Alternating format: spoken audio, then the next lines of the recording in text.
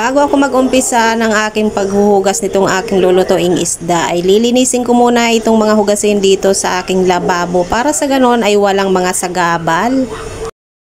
Itatabi ko lang naman to, tatanggalan ko lang naman ito ng mga kanin-kanin, tapos ilagay ko lang muna dito sa isang tabi dahil mamaya na nga ako maghuhugas pagkatapos naming lahat kumain. Para sa ganon ay iisang kilos na lang at iisang hugasan na lang.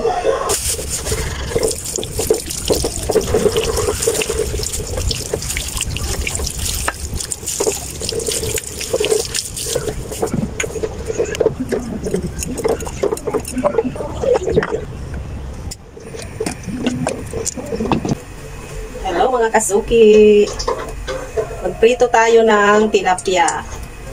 Ito nga pala yung ulam namin for today. Iprito ko lang yung tilapia, pagkatapos ay sasabawan ko. Ayun yung gustong ulamin ngayon. Lagay na natin yung ating tilapia. At ngayon habang inaantay naman natin yung ating prito na maluto ay i-ready ko naman yung ating mga ricado. Sa pagsabaw ko, ito lang yung aking hihahalo, alugbati at saka saluyot. Wala na akong ibang halo nito. Igigisa ko lang yan mamaya. Dito sa kamatis, sibuyas at bawang. Gasan muna natin yung ating nag-iisang pirasong kamatis. Medyo may kamahalan ng kamatis ngayon kaya isang piraso lang ilalagay natin para medyo tipid. Diba?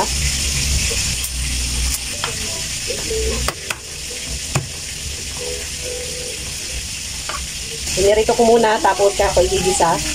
At kayo mga kasuke, meron din ba nagluluto sa inyo ng ganitong luto? Yung piprito muna yung isda, tsaka sasabawan.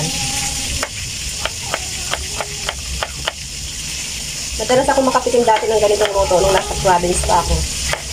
Dalaga pa ako nun. Pero dito sa Maynila, walang masyadong nagluluto ng ganitong ulam. Pero ako, paminsan-minsan, niluluto ko pa rin yung ganitong ulam. Dahil nakasanayan ko na ito nung bata pa ako. Diba? So, ayan lang yung ricado ko. Tapos na hinihimayin ko naman itong aking talbos. So, dito lang natin yan ilalagay. So, dahil alugbati ito sa alugbati, pag ako talaga naghihimay nito, halos lahat ng dahon sinasama ko. Kasi feeling ko sayang. Hindi naman kasi ito matigas. Ayan, oh. Maliban lang kung ganito na itsura, hindi ko na sinasama. Pero pagka green pa, sinasama ko yan halos lahat, tinatanggal ko talaga. Wag lang yung yung tangkay niya kasi medyo matigas na yan. Pagdating dito sa tangkay niya, pinipili ko lang yung medyo malambot. Ayan lang yung sinasama ko. So ayan, baliktarin na natin yung ating prito.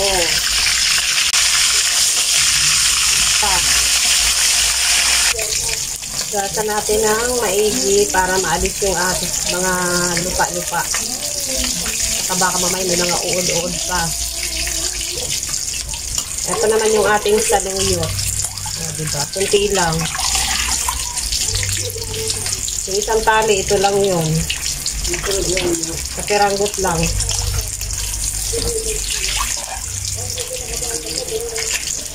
Ngayon, tanggalin na natin yung ating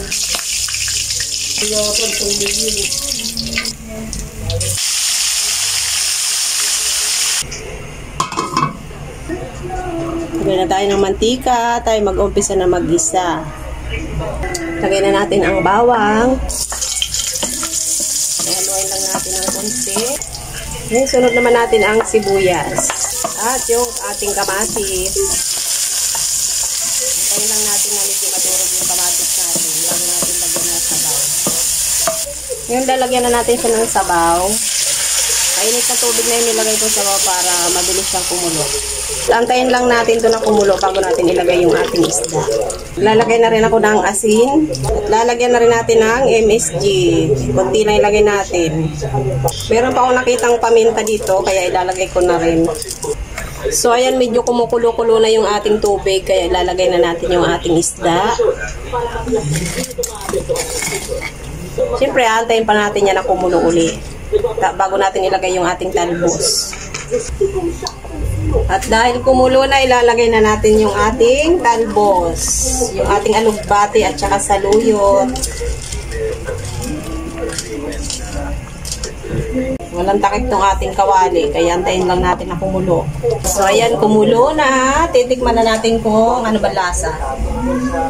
Kung okay na ba yung lasa niya.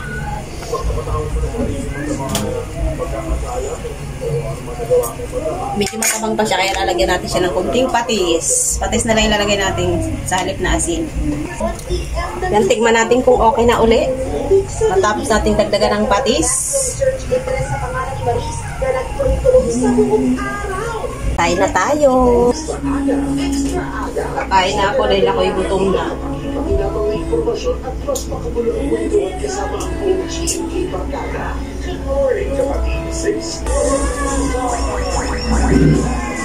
Kain na tayo pa.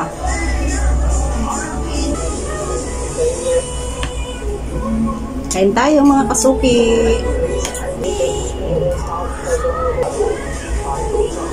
Yung masarap.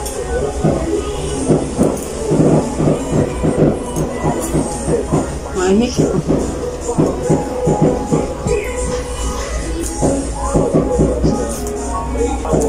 Bye mga kasuki. Thanks for watching.